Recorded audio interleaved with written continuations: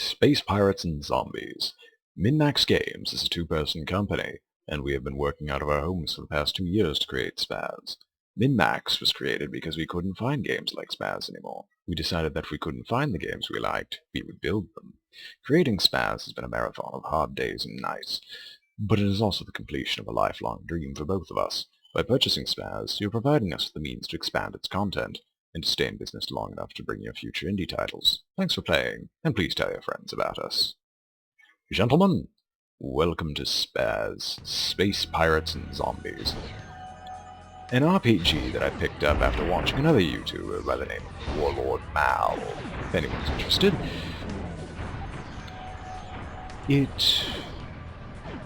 Well, I don't really feel that I can do the game justice by speaking about it. So, let us begin. But just to say, this is not a blind Let's Play. I have played a large amount into the game. I've invested a lot of time into the game. I haven't beaten it, though. And I'll tell you why when the issue comes up, but the issue is purely for me, because I'm not very good at the game yet. But let's just regenerate the world. You could probably already tell you'll be able to tell from the middle later why I'm going to have an issue. But, let's begin. And I won't keep uploading I'll keep a loading screen up just so you can see what it's like, but afterwards I'm going to get rid of any of them. I'll get rid of all of them from this point forward.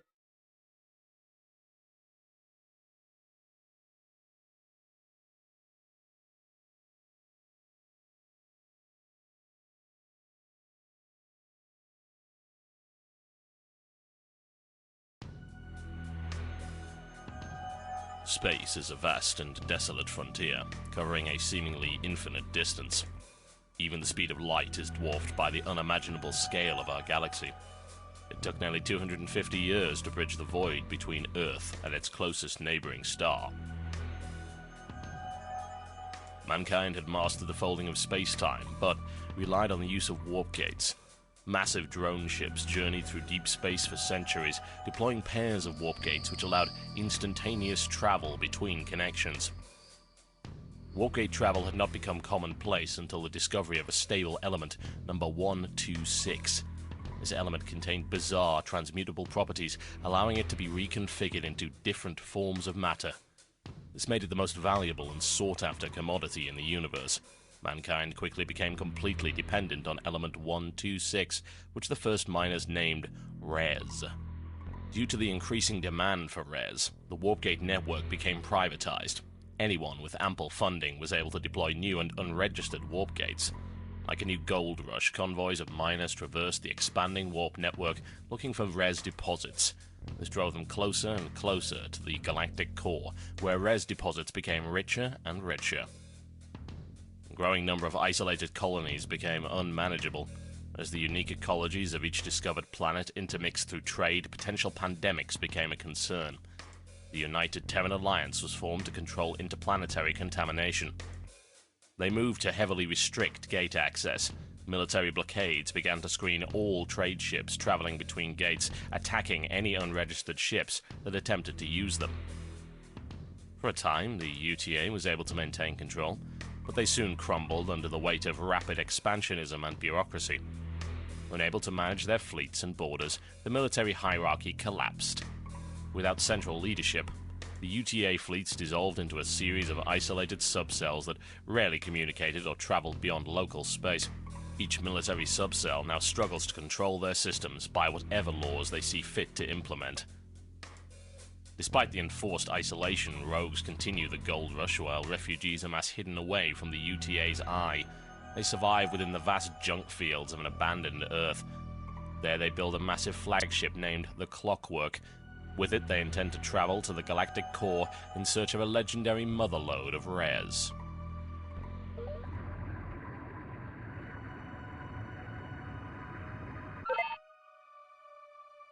Okay, folks, it's that time again. This will be our 7th engine test this week.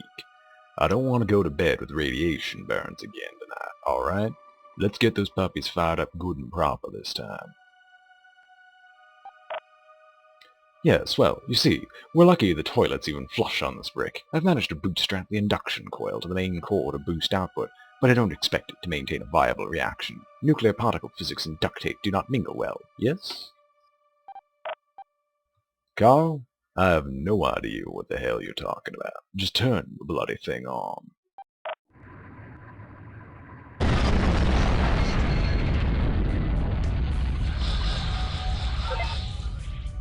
Damn! The magnetic stabilizers! Okay, I give up. I can't do a female voice. Since everything here is text-driven, I have to, be the one to... I don't have to say it, but I feel like it, and I put on a Texan accent because I thought, why not? This is effectively a space opera in the vein of, Firefly. Why did it take me that long to remember? Oh well. Damn, the magnetic stabilizer's blue. We have major breaches on decks... Okay, I give up. On decks 6 through 10. Our escort ships are gone, and we're venting atmosphere. We have crew casualties. But yet I just might ignore reading Elsa Young, and you can just put in whatever voice you want for her. Oh, crewman, we can always be replaced. The ship damage, on the other hand. Well, I told you this piece of junk wouldn't hold back an overload. Did you honestly expect any different? Look at what we have to work with here.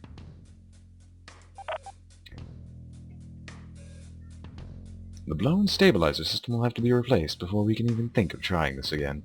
It's a common part. I'm sure there's another one in the junk field somewhere.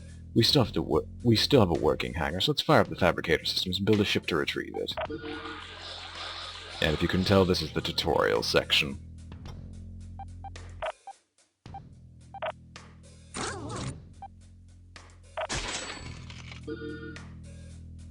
Ship constructed. Now for those wondering, this kind of handles... well... it handles this exactly as well as you'd think it would. I understand that's not the best description. It handles like a Garry's Mod car. Alright, if you've ever played that game. It handles like Babby's first Garry's Mod car. You're paying attention. There will be a quiz after. Nearly everything of importance is marked with the radar, allowing you to see when it's off-screen. Radar indicators will be pinned to the edge of the screen, showing you the direction and the direction to and the orientation of the other ships. If you get confused as to what you should be doing, you can see your primary objective in the ship's log. Just about every menu you see will have a help indicator. Click the help indicators to find out useful information about what you are looking at. And don't worry, I'm not going to be talking like this much. The game doesn't have nearly as much text as the tutorial does, but the tutorial is quite long, and they don't really have much voice acting.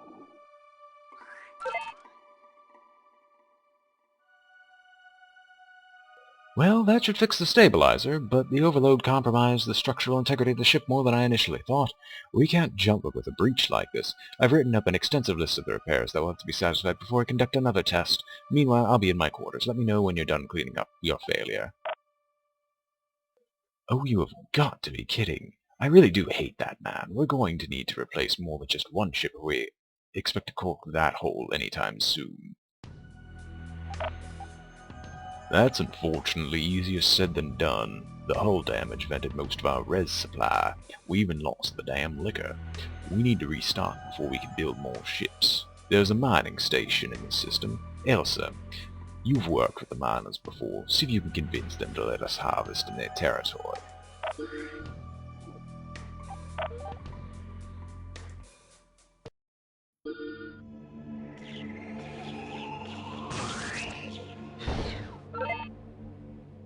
I've contacted the mining base. They're all drunk on industrial paint strippers, so it wasn't hard to convince them to let us harvest some res.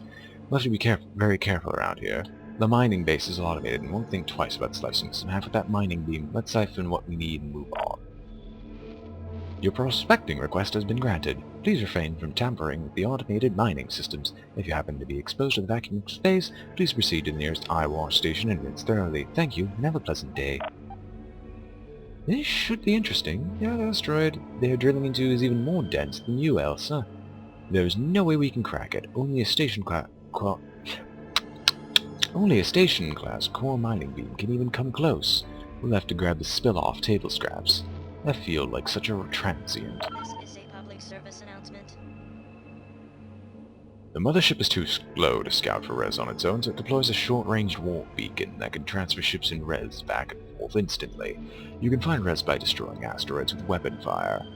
Fly over res to load into the cargo hold. Return to the beacon to automatically transfer res back to the mothership for processing. You can see a processed res count in the upper left corner of the screen.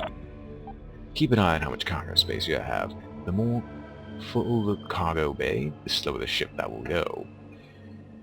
Be aware that smaller ships cannot carry large deposits of res. If you do not have a large enough ship, you can always break res apart with weapons fire.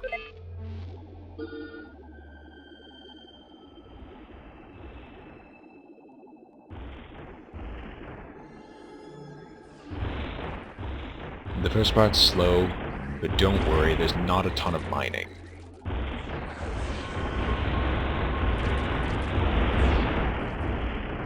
Before anyone has any concern, I mainly play this game combat-orientated. The only reason I ever mine is because the game demands that I mine. Or I screw up so heavily that I need to go mine to replace my losses. And even then, most of the time I go to the bounty hunters, which will be explained later.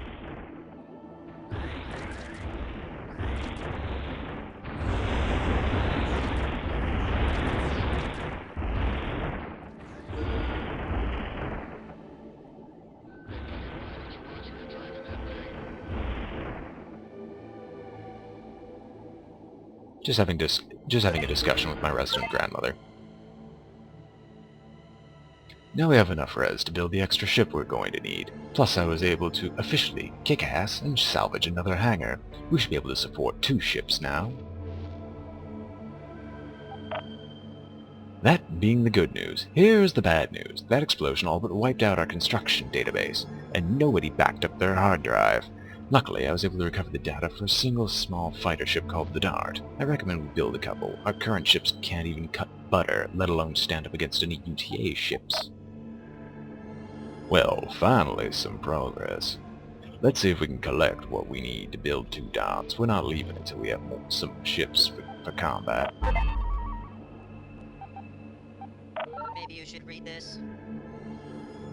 From the hangar view, you can fully customize every aspect of your ship designs. By default, your ship will be outfitted with nothing but surplus components.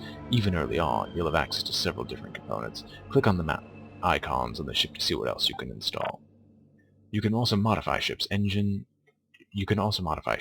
engines, and the reactor, which powers everything on the ship. The more advanced the component, the more it will cost you. Be sure to refit your obsolete ships whenever you unlock new technology. As your mothership becomes more advanced, additional hangars will be added. Old hangars will be upgraded, allowing them to support larger ships. It's usually wise to build the largest ship available if you can afford it. And yes, exactly, there's no such thing as a small ship that's actually useful. I'm only going to use these because I want as many resources as possible, for now, and since the turtle costs absolutely nothing. I think this is called the turtle. I don't remember.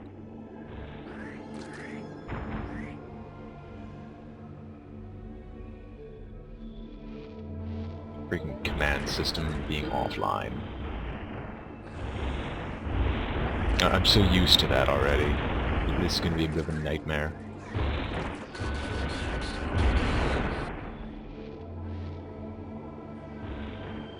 There is no running into ships in space, strangely enough, before anyone asks. You can't run into ships.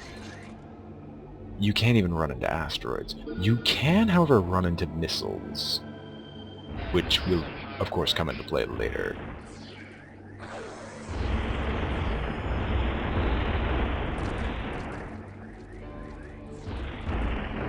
And no, they don't mind at all. You can't make them hate you just from stealing their mining deposits.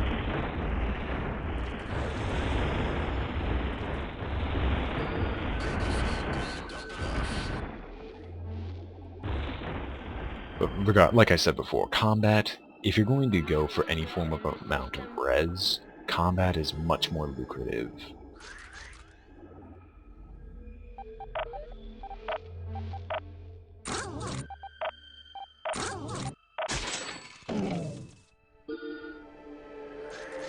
And I'm cheating a bit. I'm only getting the cannon because I know exactly what I need for the first, quote, encounter, unquote. Ship constructed.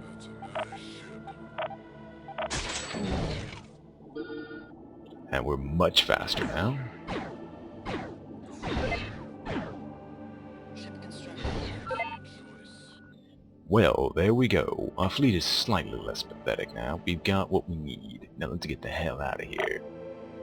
So... hang on, I got to think of a minor voice. What?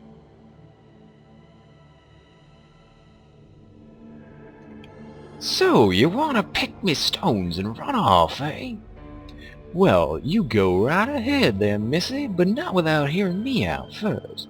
You'll help us kick those UTA boys in the jimmy, and me and the boys will fix up that big old ship you got floating around. What do you say?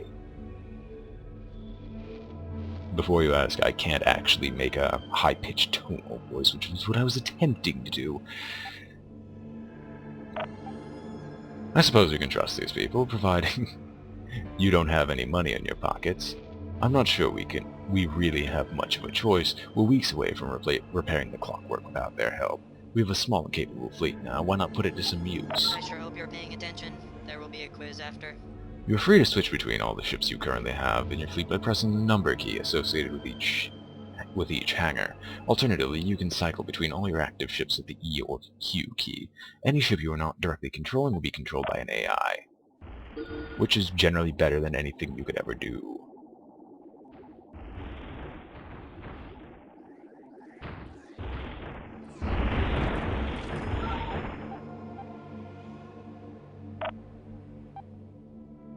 UTA have been confiscating from the cargo from some of our mining ships in an attempt to establish a lookout outpost in the area.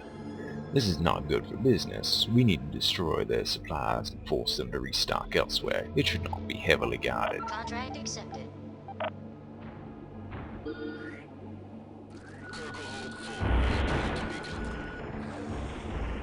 And you really don't want your cargo being full at any point in time. That ends up going poorly for everyone involved. Fortune smiles. We're lucky that there are no UTA ships right now. They're probably off robbing some other mining patrol. These French worlds are unmonitored, so bastards just do as they damn well please. Let's loot the hell out of this place quickly before they come back. We need to keep an eye on what we're blasting to.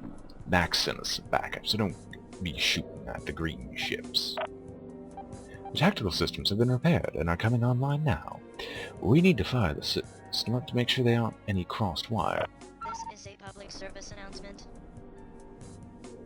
From the tactics panel, you get a complete radar view of the battlefield. Select ships with left click and issue attack and move orders with the right click. You can drag select multiple ships to give group orders. You can also customize various autopilot functions from the tactics panel. When you're not directly controlling your ships, the AI kicks in to navigate, fight, harvest res, and basically do everything a human pilot would. At any time you see the state of all your ships in the hangar view. At any time you can see the state of all your ships in the hangar view to the left side of the screen. You can select different ships by pressing the number key associated with their hangar. If that hangar is empty, you can prompt it to quickly build a new ship by pressing the number key of the hangar with no active ship. Speaking of which, before I forget, that's not useful yet. Auto rebuild. Auto rebuild. Before I forget.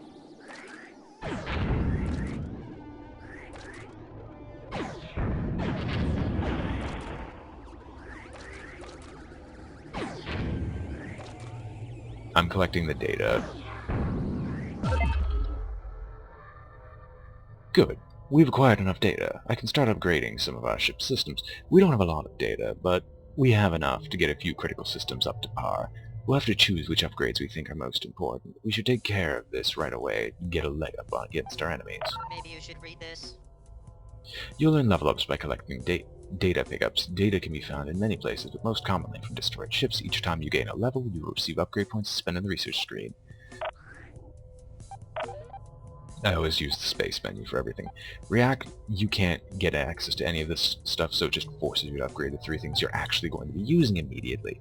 In this case, I'm going to upgrade beams, because I love beam weaponry. Maybe you should read this.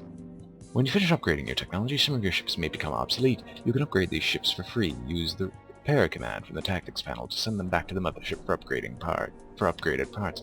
Obsolete ships are automatically updated anytime you warp to a new location. And everything's on a percentage system. The base damage gets modified as such.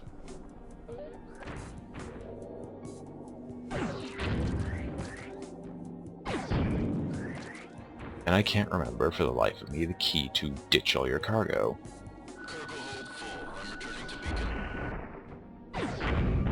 Found it. It was B.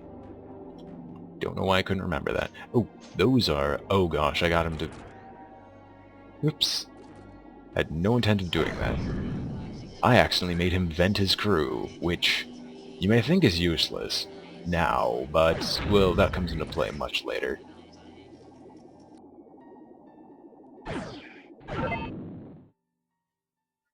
Shit, UTA ships on the radar.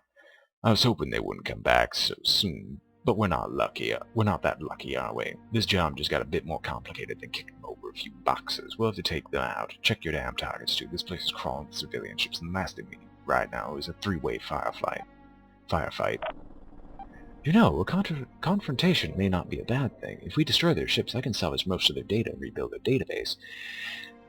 We can then pick up the escape pods and force the willing to work on ship repairs. We lost quite a few of those crewmen with red shirts in the explosion. This is a public service announcement. Trust me, this is as tiring for you as it is for me. Keep an eye on the condition of your ship in the upper left corner. You can see how much armor, hull, and shield strength you have by their color. Green is healthy, while red means you are in trouble. You can push F and R to lock on to various non-allied targets to see a similar readout of their ship in the upper right corner. Enemy readouts have indicators for which faction they belong to, as well as their faction relationship with you. Always check your target so you don't accidentally fire upon friends. Watch your capacitor levels, as it directly controls your ability to fire. Capacitor levels are here to fire weapons. Shields, cannons, lasers, and launchers all take power to operate. Even sustained thrust will slow your recharge rate. If you tap out your power supply, you'll be left defenseless until you can recharge. Make your shots count and fire in short bursts.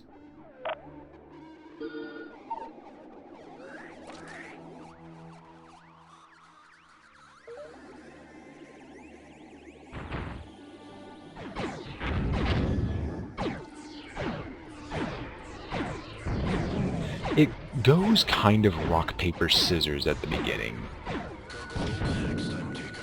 Oh, captured crewman. Hey man, please don't kill me. I was just following orders. I really don't even know why I'm out here. Well, I'm not gonna kill you yet. Drones are expensive and the toilets are in need of a scrubbing. Perhaps you can take a look at that crack in the reactor for me. Hell, you're going to eat turd sandwiches without bread if I tell you to. You even look at me the wrong way, and I'll toss your ass out of the airlock. That might have been a bit harsh. As awesome as I am at fixing your tin traps, I could really use the extra crew working repairs. We should put anyone who's willing to use. The clockwork can also hold quite a few extra goons if we need to keep manpower in reserve. We really don't need to space everyone we come across. I do agree with you, somewhat. Let's not forget that these goons might be valuable if we palm them off as workers. I'm sure that there are many stations that will only pay for the extra manpower. I sure hope you're paying attention. There will be a quiz after. Each ship hangar has a desired surplus crew count, default 20%. This value can be changed in the hangar view. When a ship is created from that hangar, it draws upon the pool of excess goons to fill the desired crew count. As the goon pool drains, the ship may not be able to fully staff the desired count. Having lots of crew on board your ship has many advantages. Crew members can repair damaged hulls and armor components. They can also fight off foreign invaders that find their way on board the ship. Alternatively, goons that are not on board your ships can be sold at some space stations for various commodities. You'll see escape pods being ejected from destroyed ships. Retrieve an escape pod to recruit more crew members. Pods of an enemy faction may not accept the new life as a pirate and will frequently be tossed out the airlock. License lander. If the captured crewman accepts pirate life, that ship's crew count will increase, though faction relations and high ship crew count will decrease conversion chance. If a ship ends up with more crew than desired crew count, the extra crewmen will be deposited into the pool of excess goons when the ship warps, refits, or goes back for repairs. I say license slander because according to well, comments and forums on other videos, mostly because I had to answer a few of my own questions, it turns out that a recent update made it so it's much easier to maintain a very large crew amount. Anyway, back to my bit before. Cannons break through shields and hull, beams destroy... Cannons break through hull and armor, whereas beams will completely and utterly annihilate shields.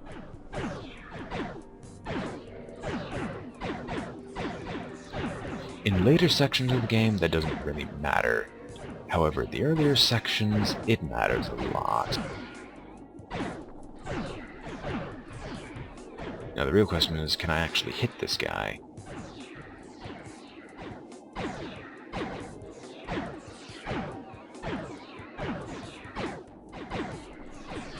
This is why I upgraded Beam, just to avoid this.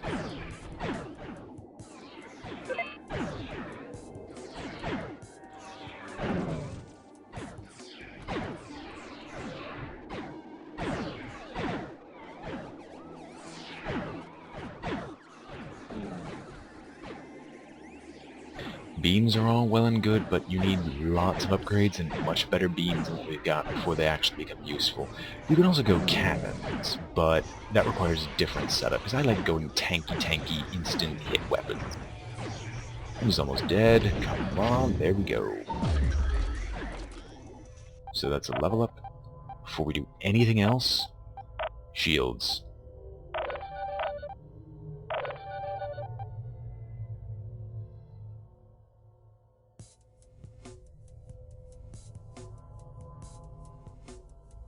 If you're just interested in what the upgrades do. The percent in parentheses is what's added.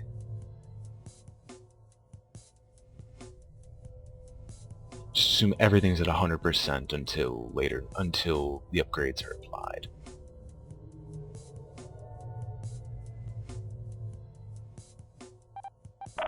But anyway, I like using shields.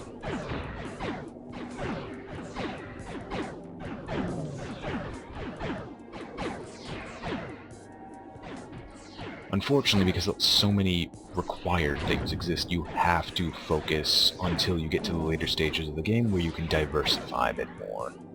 And it actually helps you to diversify. There are just some people who have ways of being outright immune, either having incredibly strong shields, being extremely fast.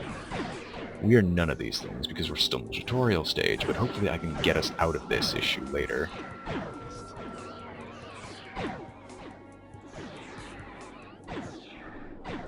The issue with him is that he's at one shield and we're not breaking it.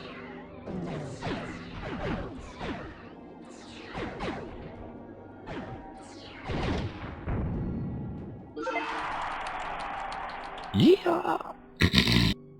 Yeah, I'll kick them UTA assholes. Now we went and figured some of our old folk gone and helped them UTA bastards.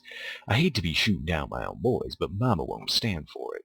Please go on and deal with them before they turn tail and run off. I've sent you one of them email things for your map. Y'all should stop by my station for scooting off. There's some real turd you have hanging off your ships. Matt can sell you some fine booty to replace those rusty boomsticks you've been fighting with.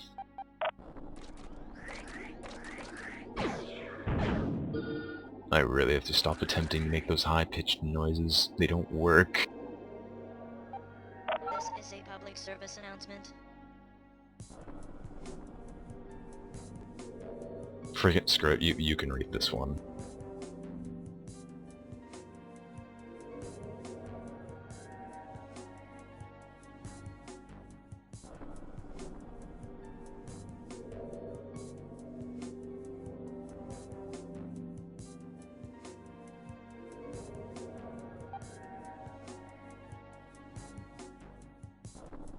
So anyway, let's move on.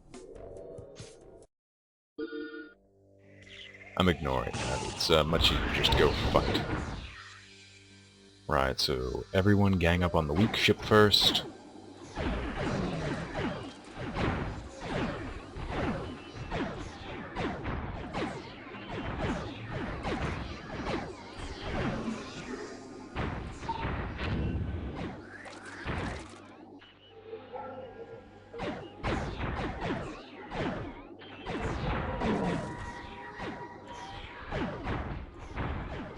Trust me, if you don't do the half cannon, half beam thing, you will end up having an impossible time during the fight when you try this. I So sure hope you're paying attention. There will be a quiz after. when you destroy a ship, the black box will be left behind. Collect black boxes to reverse engineer that ship type. The larger ships will require more black boxes in order to successfully reverse engineer.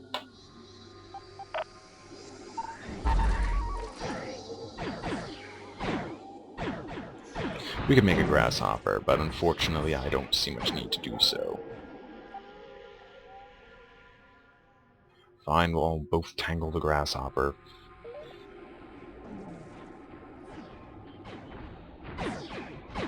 And as you can see, the AI is much more accurate than I am.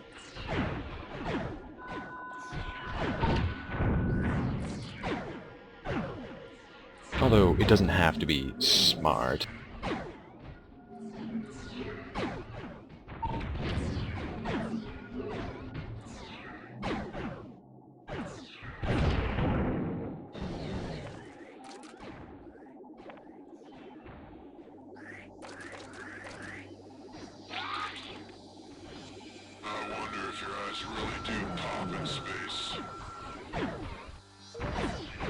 This portion's the portion that'll kill you if you don't do the half and half thing.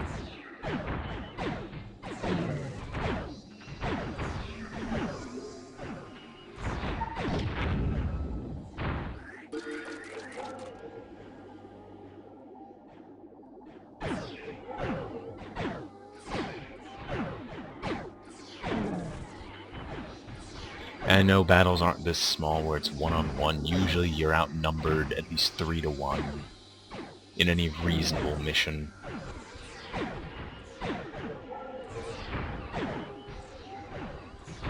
Thankfully you always have better tech, because you're human and they aren't.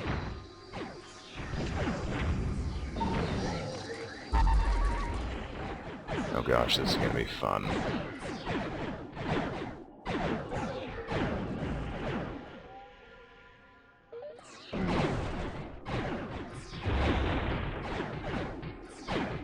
Now, the issue with cannons, if they don't break your shield first, if they hit you with a glancing hit with a cannon, they'll just bounce off.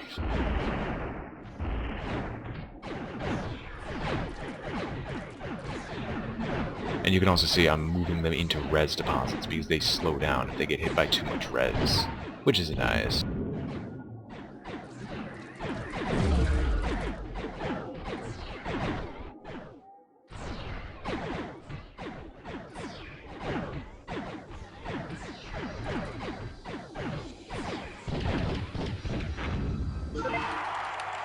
Woohoo, boy! You sure know how to show a girl a good time. I hate to be a donkey's carrot here, mister, but we still need some of that fine help you can provide, and them UTA bastards to come back looking for the missing goods. I'll be thinking we waste them, and eventually they'll start coming around here.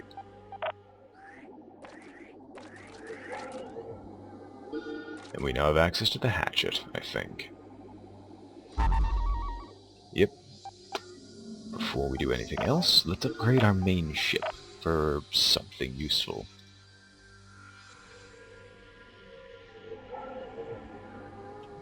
Maybe not.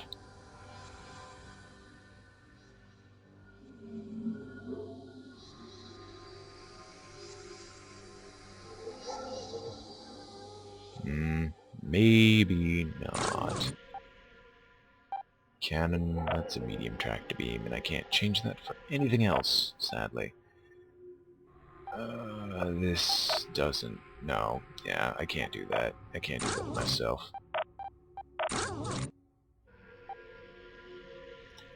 Well, let's get a move on. Wait, we upgraded. I was tempted to get reactor output just so we can deal with this stuff. System map. Well, let's not go there yet. Let's go buy something. We have plenty of res.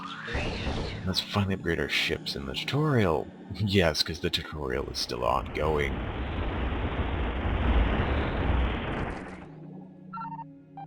Maybe you should read this. Most star systems have weapon and component blueprints for sale. Some advanced blueprints come in many parts. Once you have purchased all the parts for a particular blueprint, you will unlock a new component to use on your ships provided your level is high enough.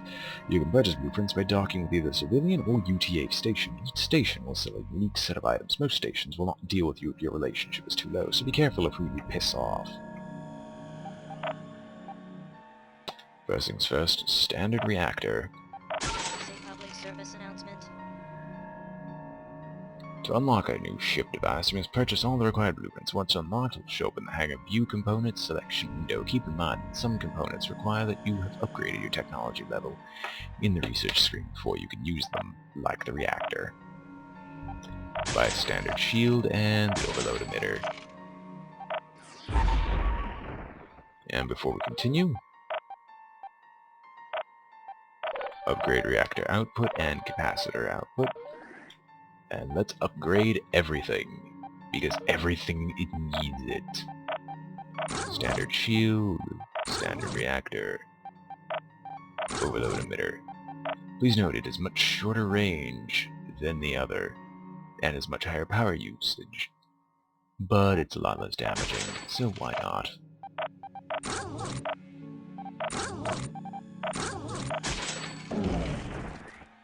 You can refit from any distance.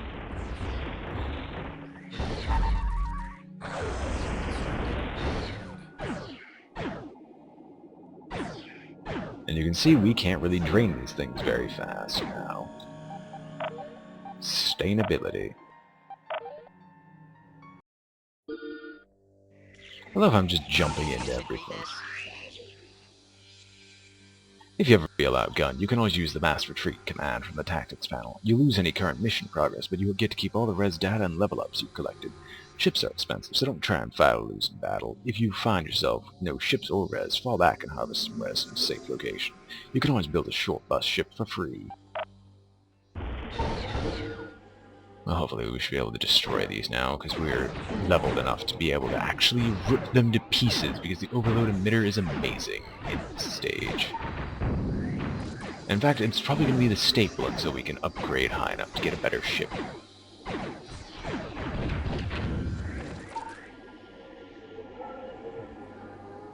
I'm only getting these guys just in case they ever break through my shields, because crew members can repair. Basically, the more crew you have, the more regeneration you've got. Shields are really quick regeneration, whereas armor and health relatively slow until you have truly epic quantities of crew. So for now, try to keep yourself out of harm's way.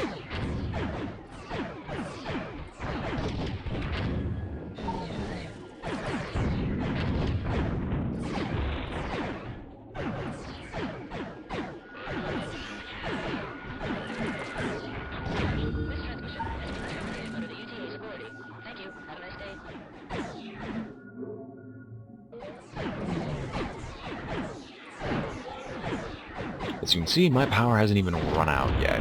That's the power of getting a single upgrade. Trust me, tech level and component parts are really important. It's sort of, component parts are really important early on, tech level matters more later, but components never lose relevance. Not like there's that much there, it's just really hard to get to. And here's just, we're going to give you every single small ship type, just in case you find something you really like. And with the standard shield, this ship, one of my ships can go toe-to-toe with the rest of them. Personally, I don't like using cannons, because I can't hit anything. Oh yeah. And if you're wondering why there's any screen shake at all, that's not your computer. That's the fact that if you're too near to a ship when it's destroyed, the explosion harms you, which is a nice touch. Well, this'll be the best day of my whole life, just like apple pie. I think we can be done sending you on suicide missions now, mister. Come on back to the clockwork and have a drink on us. We'll have that big old turd of yours polished up in no time.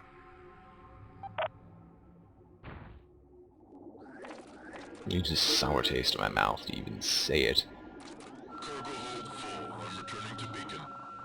It's always a good idea to, if you can, fully stock up on goons. While they may be incredibly plentiful compared to the old game, they once again never lose relevance.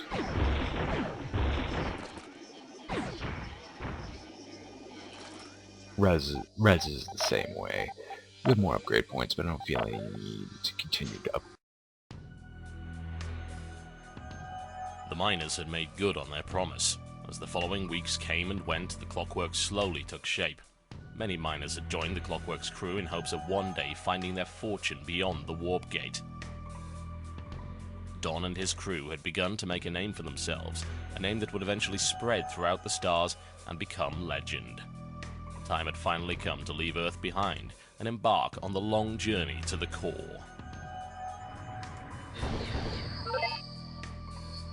I have to admit that Elsa's friends are able to patch up the clockwork in decent time. Let's hope it doesn't fly apart around the first bend.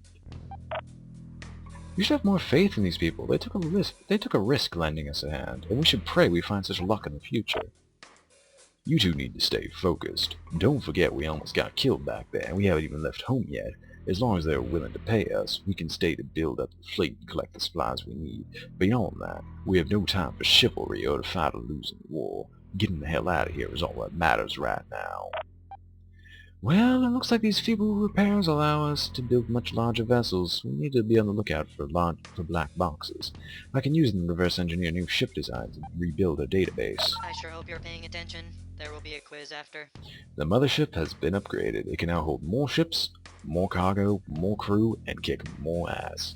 The goon cloning facility has also come back online. You will now receive an influx of cloned goons every time you level up.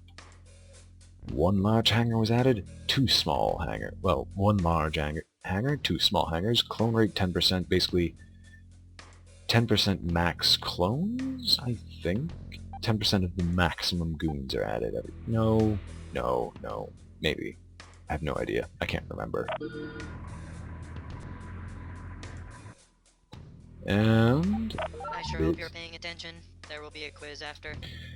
Armor plates. All but the smallest ships can have armor plating installed. Different plating types can be mounted to different quadrants of the ship. Depending on the size and shape of the ship, some armor sections tend to take more damage than others. Each installed plate will add cost and weight to the ship. Weight affects acceleration. So, let's go and see what we have.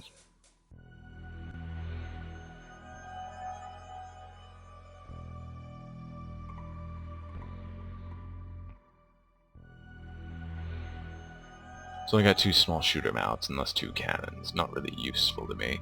Similarly, this thing doesn't have much use, until later we have to use the dart. When we finally start getting better ships, then we'll start upgrading.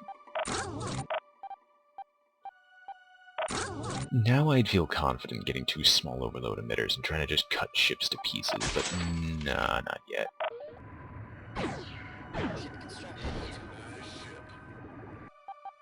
Right. This is a public service announcement. Now we have the regular system map. Every star system has some level of civilian and UTA presence. Many conflicts erupt within a system, and it's up to you to interact with them or not. Choosing to interact with an event or not can have long-lasting effects on the system and its inhabitants. Be aware that the galaxy may entice you to make some hard decisions, like killing friendly ships to gain quick resources, data, and especially blueprints. Mouse over the event markers in the system map to find out exactly what is going on there. Usually UTA ships are the most likely to cause you trouble when, in any given star system, their ships blockade all warp gate exits. If you want to travel to any new star systems, you have to deal with a UTA blockade.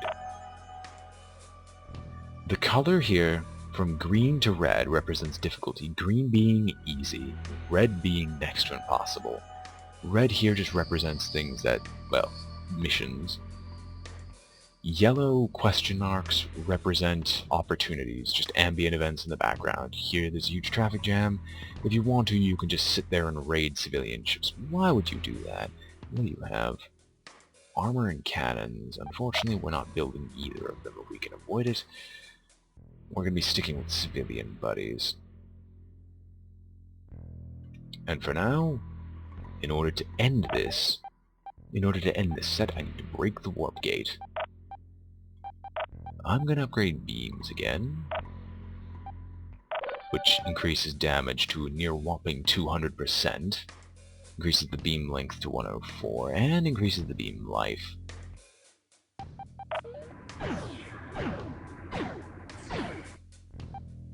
So for now, let us rush the blockade.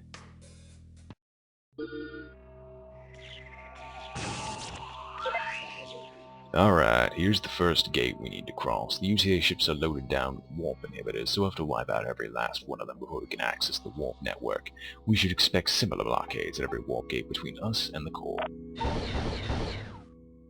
This is a large ship, I think. No, it's a medium class? I don't remember. All I know is we need to kill everything else but that, because there's no way we can kill the tug with everything else standing on. Like I said, I'm already almost dead because we can't outrun that ship. My ship went boom. When you've lost a ship, you can easily rebuild it by pressing the number key associated with that hangar. There's also an auto-rebuild function in the hangar view. Keep your fleet at max size whenever possible. Try outfitting your ships with different weapons for different situations. If you simply can't afford to build any more ships, you can always revert to the basic short bus design for free of charge.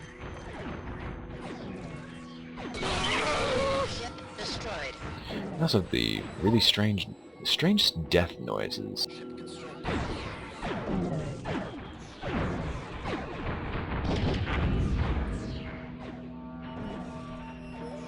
Okay, I was hitting F for some reason.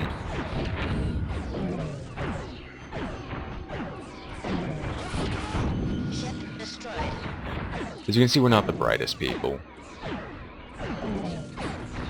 Normally a much wiser person would probably not have done this just yet, but I, of course, can't make a smart decision to save my life. Die already. Die. Finally.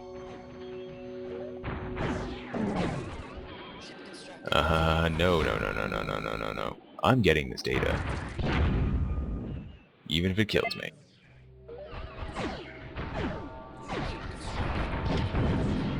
And we will keep suicide bombing into you if necessary.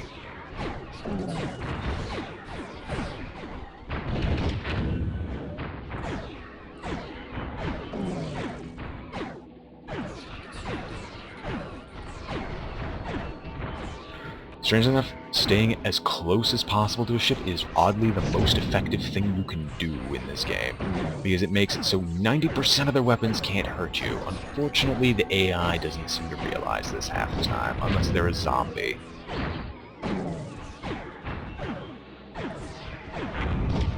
Go, before you explode.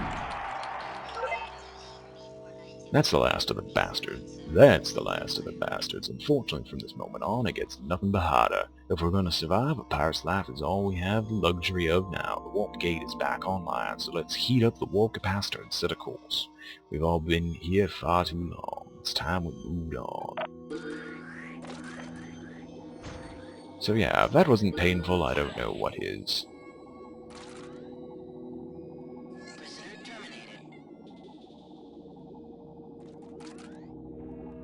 Oh, I don't have the thing on auto-rebuild. No wonder I was having a problem.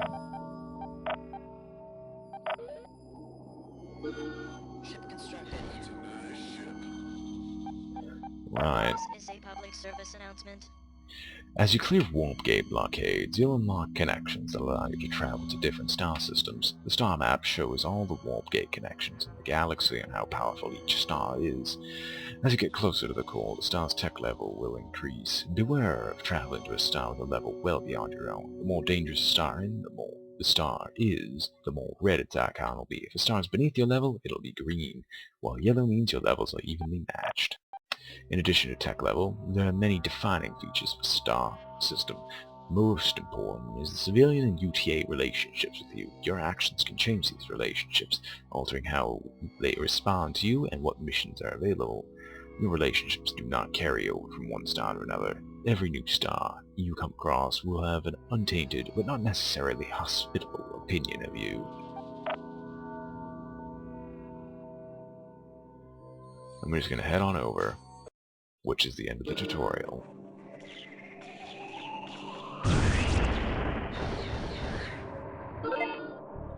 I can't believe we actually cracked the gate. I haven't left home since I was a kid, before the UTA locked down the outer fringe worlds.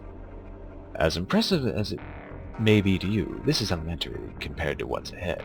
While doing projects for the UTA, we came across Titan-class warp gates. Only the UTA flagship was able to power them, but we never saw them get used. Supposedly, they used a massive emitter called the Titan beam to generate the energy required. I'm sure by now that there are dozens of Titan gates between us and the core. Sadly, your optimism has little merit, as we currently have no way to open them. Well, that's a nice story, but I assume you have a plan to remedy our technical shortcomings, right? Indeed. A Titan beam mechanism isn't beyond my understanding, but acquiring the parts will be problematic. The first thing we need is a focus crystal suitable to emit the beam. I'm going to need to do some local scans. Unfortunately, I wouldn't expect a civilian science base in this system to be very hospitable.